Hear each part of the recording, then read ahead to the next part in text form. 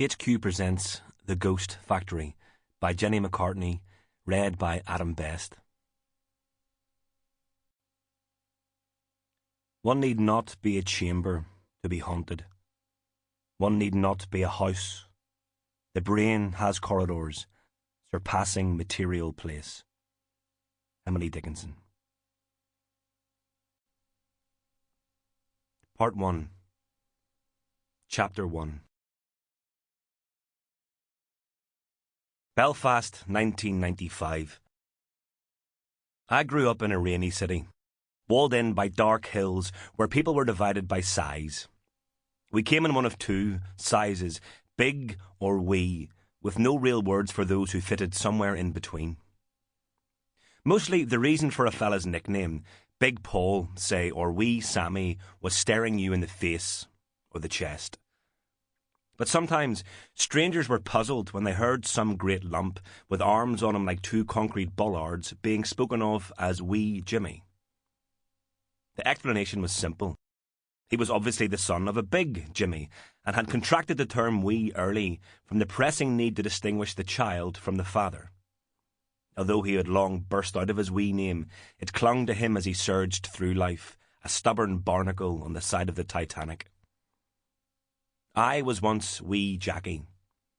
But when Big Jacky, my father, collapsed on the street one day, his hand flapping towards the astonishing pain in his heart, the need for my title ebbed away on the pavement. I became just Jacky, because now I was the only Jacky. Then there was my friend Titch. His name belonged to the third and rarest category. He was so enormous, but so unthreatening, that his bulk could safely be referred to in ironic terms. So he was dubbed Titch, a miniature word synonymous with a small perspective on life. The clash between Titch's name and his appearance made strangers laugh. From the moment of introduction, he was a walking contradiction, an ambulatory joke. But he turned out to be no joke for me. That big, soft Egypt, and what he stumbled into, was the trigger for the whole nasty business that swallowed me up like a wet bog. I grew up in Belfast, my beloved city, baptised in tea and drizzle, sprinkled with vinegar-sodden chips and cigarette butts. You turned off the Lisburn Road, with its smattering of boutiques and cosy coffee shops, and just kept walking over the metal footbridge until at last you made it to our battered grid of streets with its two-up, two-down terraced houses, crammed together in different shades of brick, paint, or pebble dash. Every so often there was a derelict one with boarded-up windows, dismal as an eyeless face.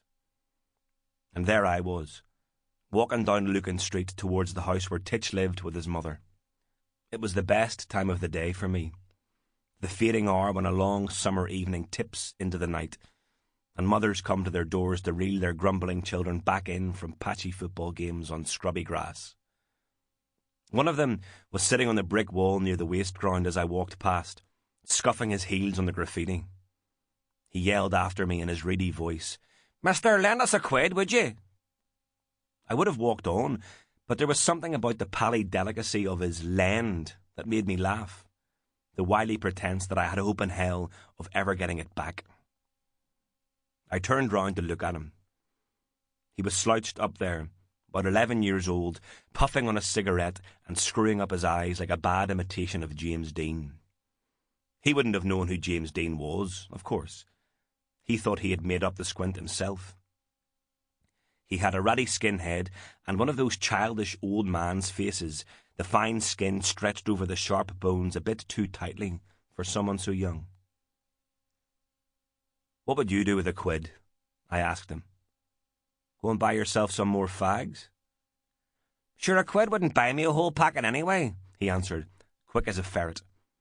"At the corner shop they sell them as singles," I said. A second's pause.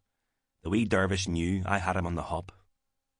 "I was going to get a bag of chips," he countered, sliding his eyes away in expectation of defeat. I handed him the coin. "Don't be spending it all in the one shop." He grinned, a sudden flash of pure joy, and faked falling off the wall in amazement as payment. I watched him saunter down the road to the chippy, trying to flick his Sample complete. Ready to continue?